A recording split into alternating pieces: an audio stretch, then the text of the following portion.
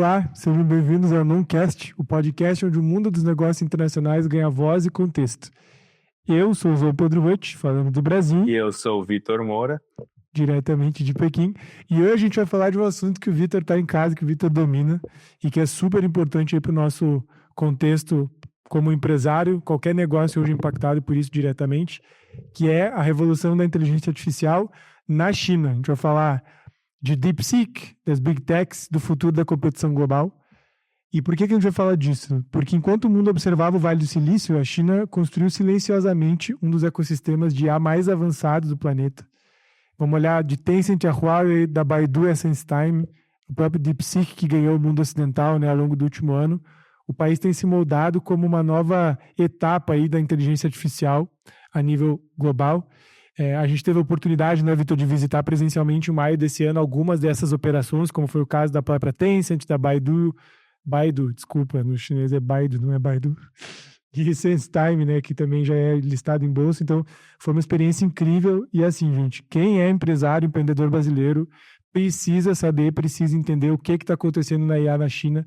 A gente acaba naturalmente usando muito os Estados Unidos como referência, o ChatGPT, se não me engano, o Brasil já é, acho que, o segundo maior mercado, mas a gente tem que saber o que os nossos amigos do outro lado do mundo têm feito, porque além de ter influência direta nas nossas cadeias produtivas hoje físicas, eles já estão jogando o mais alto nível no jogo da IA. Então a gente vai dar uma olhada aqui hoje no contexto histórico das primeiras emissões de IA nos anos 2000, o Plano Nacional de 2017 que transformou o setor, como que a China desenvolveu chips próprios e mesmo com as sanções dos Estados Unidos tem conseguido trabalhar.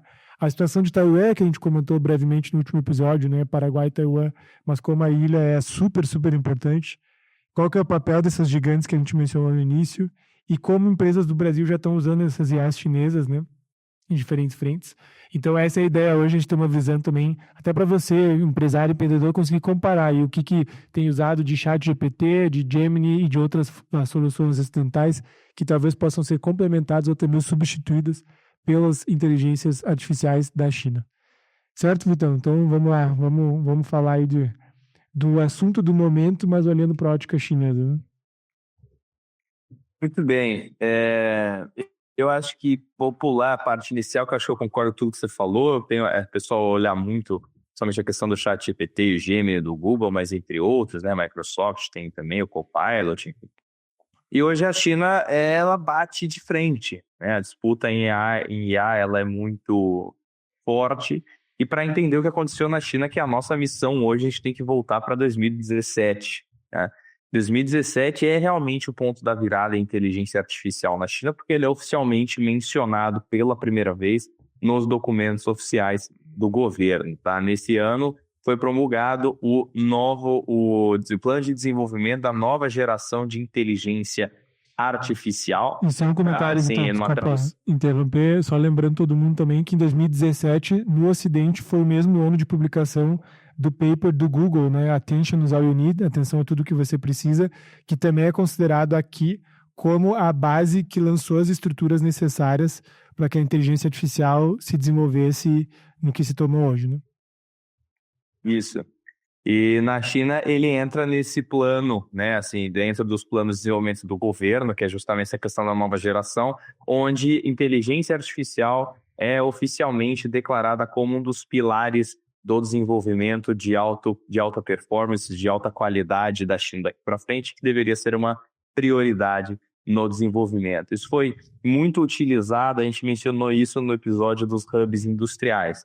Aqui em Pequim, Pequim acabou se tornando uma das capitais de inteligência artificial na China, com programas de incubadoras de startups que o governo chinês tinha. Existia um programa aqui em Pequim chamado Zhongguancun, que estava, vamos dizer assim, perdendo relevância no cenário global e que com a vinda de AI e a definição de inteligência artificial como prioridade, esse programa se revitalizou.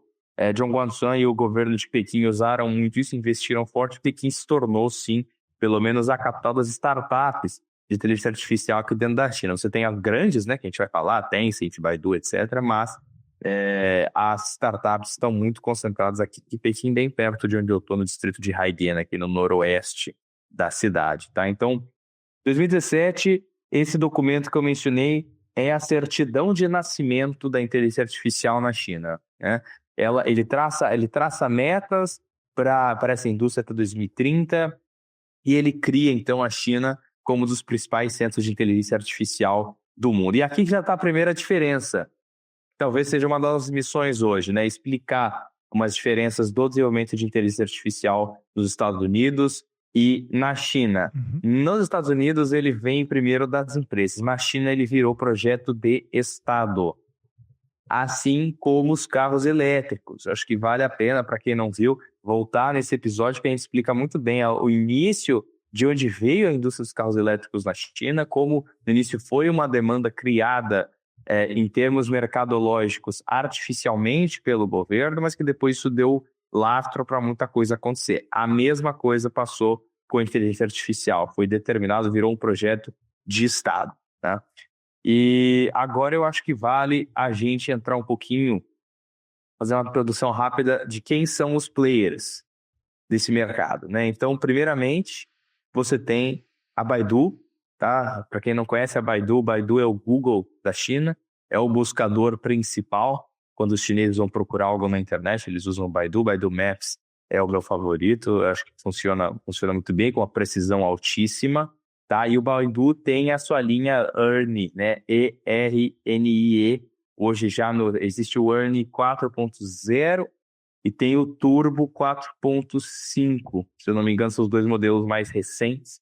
E ele entra muito forte na questão do raciocínio multimodal e produtividade, ou seja, ele é rápido e ele atua com tarefas de campos muito distintos e atua muito bem, tá? Essa é a Baidu. A Tencent, que é a dona do WeChat, que é o WhatsApp da China, é o maior meio de comunicação, tá certo? Quais que nós visitamos presencialmente em Shenzhen na última missão e visitaremos com certeza ano que vem, para quem estiver com a gente. Tá? Ali a gente conceitou a noção da magnitude assim, do ecossistema tech chinês, e mesmo nessa frente de IA e tudo mais, né? O WhatsApp, que é hegemônico aqui, nem existe lá e tá tudo bem, porque eles montaram um ecossistema paralelo e é impressionante, né, Vitor? Mas enfim, esse aí também Sim. podemos, já falamos nos outros momentos, podemos falar mais também, mas é porque ali cai um pouco a ficha, assim, da magnitude do negócio. Né? Vale, e eu acho até que vale um episódio sobre explicando os super apps, né, tão famosos aqui na China, como ele funciona esse conceito, acho que vale também, para mostrar como que realmente o WeChat ele vai muito mais além de só um aplicativo de conversa, né, ele tem milhares de funções lá dentro que estão muito mais avançadas quando comparados com o WhatsApp, sendo muito honesto, a diferença hoje ela é brutal.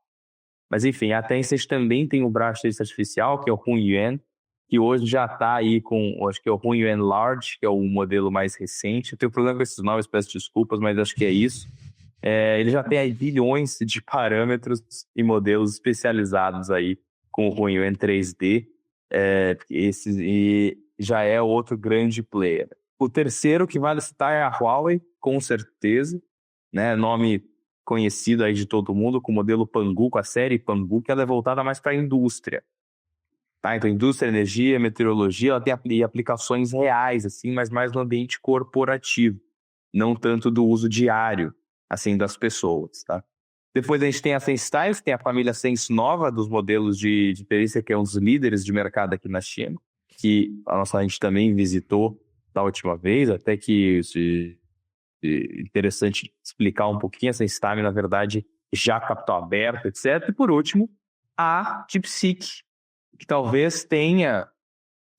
a DeepSeek foi muito interessante, queria compartilhar isso, aproveitar esse momento. A DeepSeek foi muito interessante porque ela botou na cabeça das pessoas no mundo inteiro a China como uma das capitais de inteligência artificial no mundo. Que é interessante. Para a gente estava aqui, é uma deficiência que existe na China, essa coisa da percepção. Porque para a gente estava aqui, o choque foi com o choque que as pessoas tiveram com o DeepSeek.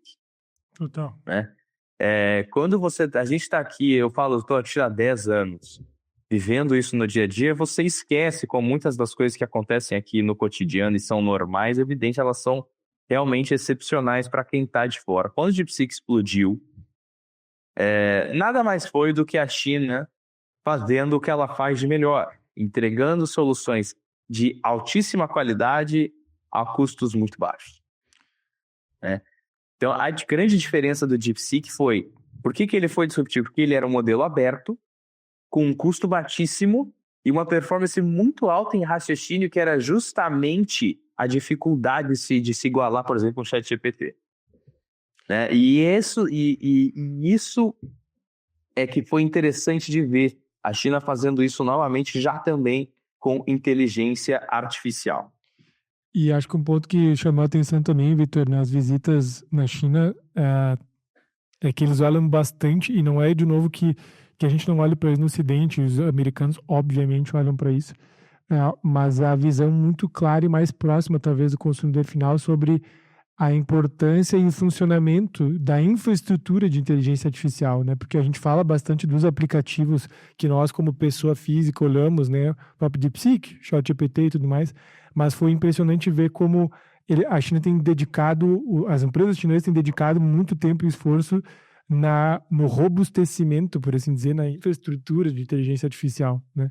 De montar uma parte que a gente não enxerga no aplicativo, mas que é fundamental para que os aplicativos tenham escala, funcionamento, que eles sejam duráveis, sustentáveis do ponto de vista técnico também, né? Então isso foi bem interessante. Isso a gente pode ver a própria Huawei, né? A gente visitou a divisão de cloud, de nuvem da Huawei. A SenseTime em si, que é uma gigante listada na bolsa de Hong Kong, que já vale mais de 8 bilhões de dólares. Eles trabalham fortemente a infra, inclusive para conseguir atender múltiplos segmentos, né? No caso da SenseTime, assim, a Tencent também, mas a SenseTime ficou bem explícito de conseguir trabalhar educação, saúde, mobilidade, cidades inteligentes, o sistema financeiro, enfim, as N aplicações, mas tudo partindo de uma infraestrutura que consegue meio que se adaptar ou se moldar às diferentes necessidades, né? Porque, por exemplo, você ter uma solução de saúde para, por exemplo, automatizar a gestão de um hospital é diferente da gestão de semáforos ou de vias e iluminação pública de uma cidade, que é diferente de um monitoramento de comportamento das crianças dentro de uma sala de aula, né? Mas a lógica toda, ela é muito clara, eu acho que isso que chamou a atenção, porque a gente tende a olhar mais para os aplicativos, tipo, como é que eu vou usar o ChatGPT, como é que eu vou usar o DeepSeek, mas lá eles têm trazido muito isso, né? Tipo, cara, como é que você cria a base, né, os pilares, a estrutura para que toda essa IA aconteça na prática, né? Inclusive no setor público, né, que é muito complexo. Eu acho que, acima de tudo, você lembra quando a gente visitou a Tencent em maio, lá na sede deles em Shenzhen, que tinha um corredor só com as patentes? Incrível. No final ali, e muitas daquelas inovações, elas não são visíveis para o consumidor final. Exato. Né? E a criação do ecossistema, na verdade, é onde a China sempre gasta mais tempo, recurso e esforço. Porque é o ecossistema que garante a sustentabilidade da coisa. Foi a construção de um ecossistema que fizesse com que a indústria dos veículos elétricos, por exemplo, pudesse, prosperar. Sim. Então, grandes inovações foram feitas na questão de como ligar a rede de energia da China aos pontos de recarga, que é algo que o consumidor não pensa, mas foi essa inovação que permitiu que existissem tantos milhões de postos de recarga pelo país. E vamos falar de um ponto bem importante que são os chips, mas antes só fazendo uma visão geral assim desses principais players, que fica a recomendação tanto para quem quer estudar IA em si, como para quem quer entender como utilizar IA na sua empresa, enfim, que são as principais players chinesas, né? Então a gente tem a Tencent, que é a dona do WeChat, como o Vitor falou, que é o Super App. Eles têm uma frente muito forte de jogos, né? De e-games. Eles são hoje a segunda maior empresa do mundo, né? Na frente de jogos eletrônicos, e tem experiências imersivas. No próprio showroom a gente visitou lá uma parte que era impressionante, a qualidade dos gráficos de jogos já gerados 100% por IA, né? Mas impressionantemente realistas, uma coisa bem assustadora. A Huawei, a gente pode visitar, como eu falei, a divisão de nuvem, que vale muito a pena, porque já tem todo um showroom montado só para a parte de aplicações dessas diferentes indústrias que a gente estava discutindo. Então, é uma empresa já tradicional, de tecnologia chinesa, já consolidada, que hoje produz, inclusive, carros elétricos de altíssimo padrão e telefones belíssimos. Inclusive, hoje o telefone mais caro à venda no Brasil é da Huawei, não é o iPhone, né? Mas a divisão de nuvem é muito interessante, eles têm feito um excelente trabalho nessa parte mais de utilities, de indústrias tradicionais, digamos, aplicação de IA em indústrias tradicionais. A Baidu, a gente pôde visitar também, trabalho nessa linha similar da Huawei, né, de como fazer estruturas para grandes empresas, grandes negócios, redes complexas, eles fazem isso muito bem. A DeepSeek acaba sendo, digamos, e aí não corrige, né, Vitor, mas a minha visão, o ChatGPT chinês do ponto de vista de aplicativo descomplicado, usuário final, menor custo para operar IA por trás. E a SenseTime, que a gente estava discutindo também, consegue ter essa aplicação muito setorial, mas com soluções especializadas para cada segmento. Então, acho que essas 5, assim, seriam sugestões de estudos mais aprofundados para quem quiser saber mais.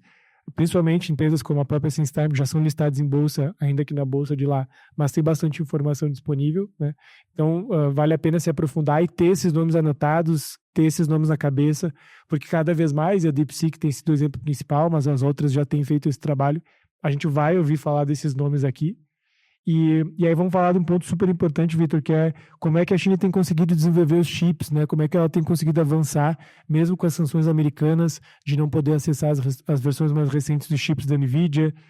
A situação que envolve Taiwan, que obviamente seria um episódio inteiro só para isso, mas se puder dar uma pincelada assim, de como que isso funciona, porque para nós que podemos estar lá, e fica o convite para todo mundo, né? Que a gente sempre fala, tem que ir para a China, tem que ver em primeira mão. O resumo de tudo isso era, cara, eles estão fazendo independente já dos Estados Unidos, né? É óbvio, muito aprendizado veio dos americanos, mas a capacidade de iteração, de evolução e de desenvolver métodos próprios para criar tecnologia foi uma coisa que ficou muito evidente lá. Então, se puder dar essa visão, principalmente de chip, que acaba impactando todos nós na nossa vida diária, né? E tá, eu acho que é importante o pessoal saber. Vamos lá, eu acho que tem 2 pontos aí para tocar. O primeiro deles é a China com certeza aprendeu muito com o que foi feito em outros países, né? Estados Unidos sendo exemplo óbvio, mas existem esforços de inteligência artificial na Rússia, na própria União Europeia, enfim, né? Então não é só na Índia. A China aprende muito, observa muito. Hoje a China também já anda em grande parte com as próprias pernas e já aprende com seus próprios erros. Vamos dizer assim, ou experiências até, não vamos dizer que é erro, porque é uma indústria em desenvolvimento ainda. Mas isso, acima de tudo, a gente vê uma grande diferença na origem dessa política, né? A gente sabe que os Estados Unidos isso vem de uma questão mercadológica, é a corrida tecnológica entre as grandes big techs de lá, né, principalmente do Vale do Silício, que vão competindo sempre umas com as outras para ver quem está na frente. E isso gera, e o governo dos Estados Unidos tenta minimamente proteger especialmente o acesso dessas empresas a mercados fora, né? Então a gente viu isso recentemente na questão do bloqueio de algumas redes sociais no Brasil, né? E como que isso é uma questão sensível para o governo dos Estados Unidos, né? Então o governo entra mais como assim, garantir que elas tenham esse acesso e tal, mas essa competição ela acontece ali no nível de mercado, né? Quando o assunto é China, o desenvolvimento de tecnologia ele é uma prioridade de projeto de governo, né? A gente já mencionou isso, mas é importante mencionar de novo e enfatizar, porque isso é uma diferença muito grande na hora quando as decisões vão ser tomadas. Quando você está construindo coisas que não são apenas para dar, por exemplo, ganhos financeiros, lucro mesmo, você está num projeto maior, às vezes os fatores que influenciam a decisão, eles mudam, tá?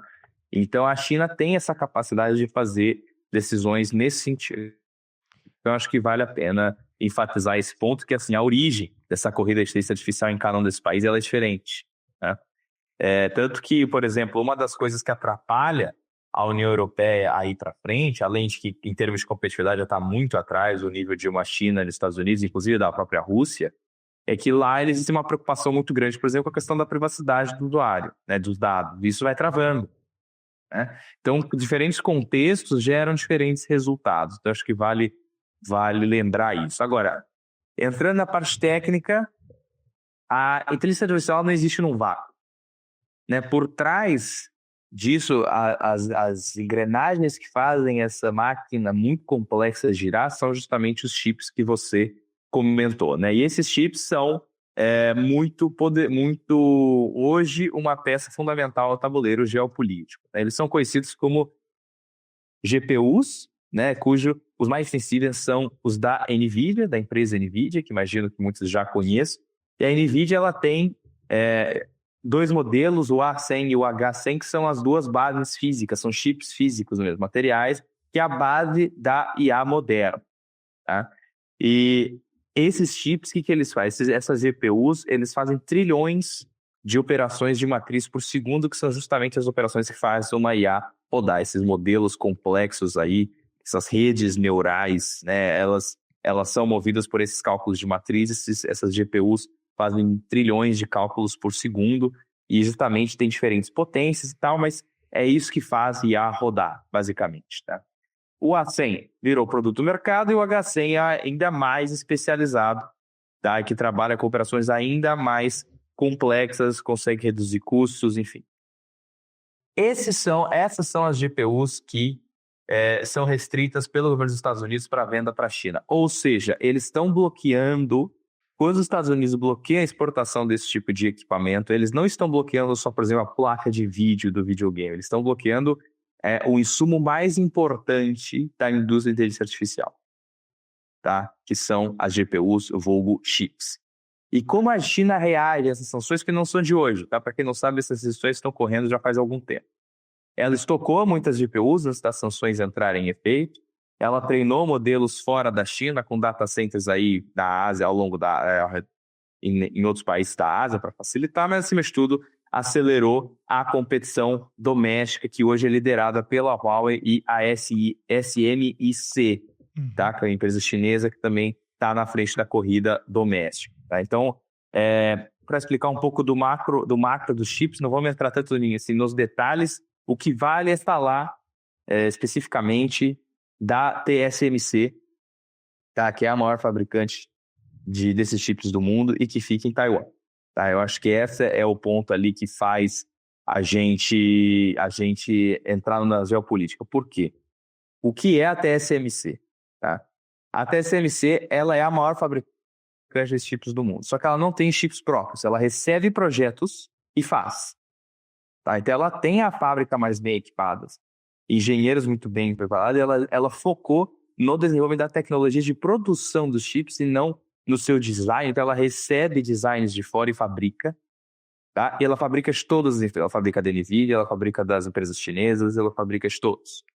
E essa TSMC que é justamente um ponto contencioso de um tabuleiro geopolítico de inteligência artificial. Agora, de onde isso veio? A TSMC, na verdade, ela foi criada em 87 pelo seu fundador, na época, o Morris Chang, e ela, novamente, ela acaba sendo a primeira e a única foundry pura do mundo, né? Ou seja, ela não tem chips próprios, ela pega projetos e executa. E o que acontece? Quando ela fez isso, ela possibilitou que muitas dessas empresas de alta tecnologia, aí como NVIDIA, AMD, Apple, a Qualcomm, etc., funcionassem sem uma fábrica própria. Elas podem passar para a TSMC a fabricação. E isso aumentou a importância geopolítica dessa empresa, especificamente.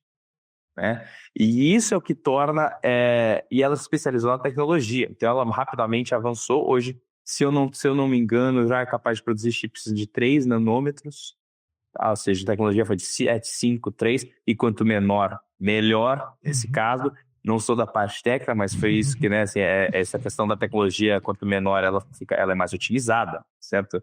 E eles são todos, hoje, praticamente, todos os chips mais avançados do planeta vêm da TSMC ou passam por ela em alguma parte do seu processo de produção. E como ela foi muito eficiente na questão da produção, a maioria das empresas terceirizou sua produção para ela, o que aumentou a importância geopolítica e também a sensibilidade dessa única empresa que fica em Taiwan. Muito bom. Desculpa. Aí agora, acho que assim, para voltar, interessante lembrar, hoje eu diria que se alguém fosse desenhar um mapa de inteligência artificial no mundo, ia ter 3 pontos brilhantes. Você tem o Vale do Silício com as Big Tech dos Estados Unidos, você tem os pontos na China que estão correndo, principalmente Pequim, mas também Xangai, Guangzhou, o Delta do Rio das Pérolas, lá, Grande Bahia, e você também vai ter, com certeza, a TSMC em Taiwan. Então são os 3 pontos contenciosos aí hoje, tá? Para a gente entrar um pouquinho na questão geopolítica. Essa empresa, por estar em Taiwan, ela naturalmente, Taiwan, o governo de Taipei, historicamente aliado muito com os Estados Unidos, e os Estados Unidos, para pressionar a China e conter o avanço chinês na corrida pela inteligência artificial, que é tida como muito estratégica, evidente que pode já estar e já usa pressões em Taipei para que a TSMC não faça determinadas exportações para a China. Tá? A China teve algumas estratégias. Então, por exemplo, como ela recebe projetos, muitas empresas chinesas mandaram projetos deliberadamente mais simples para a TSMC para ficarem abaixo da regra e da restrição de importação de exportação dos Estados Unidos. Porque não é que houve uma restrição total desses chips para a China. Houve uma restrição de exportação de chips com uma capacidade de desempenho acima de X. Então, abaixo disso ainda é possível. Então, muitas empresas, na hora de mandar esse projeto de design, baixaram os parâmetros do seu projeto para ficar abaixo desse limite e o projeto conseguir ir para frente. Por quê? Porque a produção ainda é dependente muito da TSMC em muitas áreas. Tá? A China evoluiu demais nos seus chips. Tá? A TSMC ela chega em chips de 3 nanômetros, a China já está conseguindo produzir os de 7, né? 753 são os níveis ali, a China já está no nível de 7, e isso em muito pouco tempo. Tá? Hoje é verdade que ainda existe um gap para ser coberto. Agora, eu sou sempre dos que dizem que China nunca tire só uma fotografia do momento e ache que ela vai durar muito tempo, porque a China avança rápido. Né? Lembrando que a China conseguiu colocar um programa de missões espaciais para o lado escuro da Lua, the dark side of the moon, literalmente em menos de 30 anos. Tá certo? Do programa espacial chinês, que é a duração que ele tem. Muito diferente de uma nave, até do programa russo, que são muito mais antigos. Né? Então, a China tem essa capacidade de tirar projetos do papel e cobrir diferenças com grandes velocidades. Então, para a gente ficar atento, como essa empresa, até por decisões estratégicas devidas, inclusive, se tornou tão estratégica e ela sozinha é, sim, uma peça relevante no tabuleiro geopolítico como um todo, de inteligência artificial e, com certeza, da disputa entre Estados Unidos e China.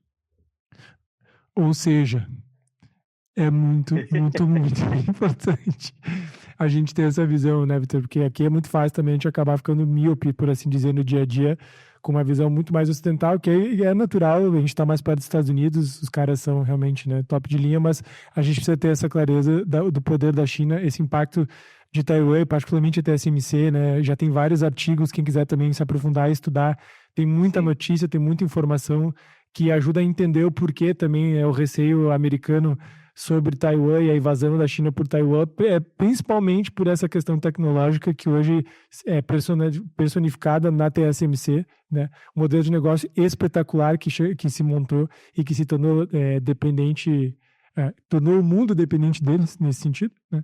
Então, vale a pena quem quiser aprofundar. E agora, para a gente ir encaminhando também mais para os finalmente aqui, a gente vai trazer exemplos reais, exemplos práticos de empresas brasileiras que têm usado soluções chinesas de IA na prática, nos diferentes segmentos da economia, né? E para abrir esse quadro, a gente queria falar aí sobre a Afiance, nosso parceiro aqui do podcast, porque a parte mais importante é a gente conseguir estar presente e olhar em primeira mão, entender como é que funciona esse ecossistema todo que a gente vem discutindo hoje sobre IA chinesa, né? E a gente tem que trabalhar isso de uma forma estruturada e inteligente para o nosso negócio. Então, a sugestão que fica, a gente sempre fala de ir para a China e conhecer, mas o caso da Afiance é muito bom porque eles têm uma operação já especializada em empresas do Brasil que querem entender a China no contexto do seu segmento. Então, não é necessariamente participar de uma Canton Fair, só visitar um fornecedor, mas é montar uma viagem personalizada para a sua necessidade, para o seu segmento, para o seu momento. Eles têm uma equipe que acompanha 24 horas por dia quando você vai para a China, seja para, de novo, né, desenvolver produto, integrar IA nos seus processos, criar novas linhas de negócio conectadas ao mercado chinês. Então, com o time local em Xangai de brasileiros e chineses, eu sempre gosto de recomendar a Afiance como o contato sugerido, né, para quem quer entender a China no seu segmento, ainda mais nessa questão tecnológica, eles estão diretamente e diariamente trabalhando com os players locais da China. A questão de entendimento regulatório, conectar com fornecedores, hubs de inovação é uma coisa que a gente tem sido buscado cada vez mais, e a Afiance também faz muito bem esse trabalho, né? Parceiros estratégicos que operem na China com esse contexto tecnológico. Então, fica a sugestão de contar com players como a Fiance que conseguem fazer essa ponte bem concreta, bem pensada, né, e personalizada para o seu negócio na China, tá? E aí, trazendo exemplos, então, né? Quem são as empresas brasileiras que têm feito esse trabalho? Aí, por favor, me complementa, Vitor.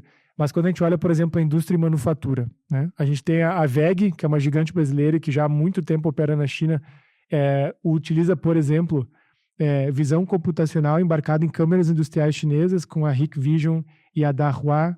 A gente tem a Embraer numa operação conjunta com a Harbin para algoritmos de inspeção visual, né, para controle de qualidade, teste e automação.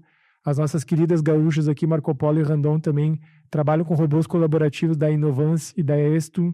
Então, aqui eu estou trazendo exemplos diferentes, né, mas para todo mundo que está escutando entender como empresa brasileira está usando isso na prática, né? Então, a gente falou de linha produtiva.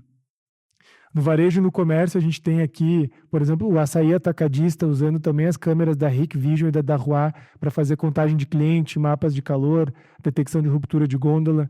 O Grupo Pão de Açúcar usa Vision AI para monitorar os importados da China, né, na prevenção de perdas, análise de filas. A gente tem outras que utilizam reconhecimento de padrão, isso que a gente falou de integração de SenseTime, né? Então, análise de provador inteligente. A SenseTime tem uma operação de varejo para moda bem legal. Na frente de marketing e conteúdo, isso já está permeando várias empresas no Brasil, das pequenas às grandes. Os times de marketing, obviamente, usando, né, o CapCut, que é o software da ByteDance, que é a dona do TikTok, para fazer produção e edição de vídeos. Tem a Meitu também para tratamento de imagem. O TikTok Ads, já falamos muito, muito aqui também. A versão chinesa do Jasper para criar copies, enfim, que é o Baidu Wenxin. Ou seja, tem N alternativas, né? Mas acho que é legal tangibilizar. Na frente de logística... Vamos lá. O Mercado Livre também usa câmera inteligente, sensor, automação. No agronegócio, a SLC usa os drones da DJI, que é uma das visitas também que a gente faz às missões, né? Para fazer pulverização inteligente, análise de safra. A Jacto, que é uma gigantesca aqui no Brasil também, sensores e controladores para precisão de plantio, redução de insumo. E para terminar aqui, falamos então de indústria e manufatura, varejo, comércio, marketing e conteúdo, logística e operações e agronegócio. E tem o último exemplo, claro, do próprio setor de tecnologia de software, né? Então, a TOTUS, que é um grande player brasileiro, hoje usa, por exemplo, hardware embarcado com o IA da Inovance, a Oceana, que é reconhecimento de caracteres e visão computacional da SenseTime, né? E a gente tem uma infinidade também de startups do Brasil que hoje usam o LearnBot, que é o IA da Baidu, o Hunyuan, que é o IA da Tencent. Ou seja, não faltam exemplos, né, que a gente quis dar uma pincelada rápida de empresas brasileiras que estão usando a IA chinesa na prática. E queria então te pedir aí, Vitor, qual que é, depois dessa avalanche de informações, mas para todo mundo ficar com a IA da China na cabeça e utilizar a seu favor nas empresas, o que você deixa de mensagem, qual que é a sua orientação para a galera sair daqui e poder botar em prática aí parte de tudo isso que a gente discutiu? Eu acho que a mensagem final primeiro, assim, as explicações que a gente dá de contexto, eu julgo que elas são muito importantes, porque nesse mundo atual que a gente vive, não basta só decorar qualquer oportunidade de negócio, tem que entender o contexto que permitiu que ela existisse, né? No mundo multipolar e essa nova ordem mundial que a gente fala tanto, contexto importa, porque a diferença entre os players hoje é maior, são players mais diferentes, né?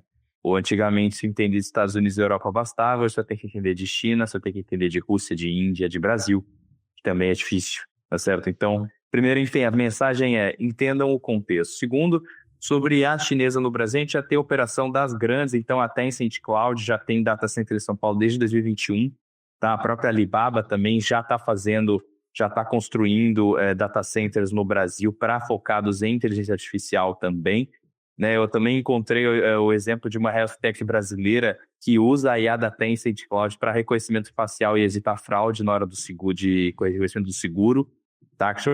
Uma Biodoc, acho que eles são lá de São Paulo, muito bom para fazer reconhecimento facial usando inteligência artificial para autorizar os serviços. Mas, acima de tudo, deixar aqui para o pessoal essa mensagem de explorar o que está sendo feito. Essa disputa geopolítica está acontecendo principalmente em Estados Unidos e China, e o Brasil acaba passando a tangente disso, mas lembrando, para nós, como um terceiro player, de certa forma, essa disputa entre eles não tem nada a ver conosco. O papel do Brasil nisso tudo é tentar tirar o melhor que ele conseguir para o Brasil, né? De todas as soluções disponíveis no mercado, sejam elas de onde sendo elas dos Estados Unidos, da China, de outros países, do que funcionar, o Brasil deveria trazer para os problemas do Brasil. Eu sou um dos que defende que o Brasil não faz sentido o Brasil entrar na corrida, por exemplo, por um modelo, um LLM, né? Assim, um Large Language Model, assim, um modelo macro, porque o Brasil não vai conseguir alcançar os grandes players desse mercado. Agora, como usar esses modelos para solucionar os problemas que o Brasil enfrenta? Eu acho que isso o brasileiro segue sendo o melhor e o mais qualificado para executar essa missão, né? Ou seja, o que o Brasil precisa e como esses modelos são implementados aqui. A China hoje tem uma política mais favorável à execução desses projetos mais localizados, porque as empresas chinesas têm essa flexibilidade, não é? Mas a mensagem final é: entendam todas as soluções disponíveis no mercado. Não é assim? Testem. Por exemplo, a gente usa muito ChatGPT. Eu também uso ChatGPT. Testa o DeepSeek, não porque é da China, mas porque existe uma opção. Total. Por que não testar? Exato. Né? Então, explore essas opções, pense em como elas agregam no seu negócio e seja o melhor em trazer isso para a sua realidade. Eu acho que essa é a mensagem que eu deixo hoje. Excelente. E o convite, como sempre, para ir para a China, né, Vitor? Porque nada como vem em primeira mão, a gente consegue fazer a ponte para quem quiser conversar com os executivos dessas empresas todas que a gente listou. Então, também é uma oportunidade diferenciada, né? Porque tem muita coisa, né? Você não pode estar cego ou alheio a essa realidade chinesa que já impacta a nossa vida aqui todos os dias. Muito bom. Então, exato. Esse foi mais um episódio do Noncast. Nos vemos na próxima para continuar falando sobre muita coisa boa de negócio e oportunidades globais. Até mais.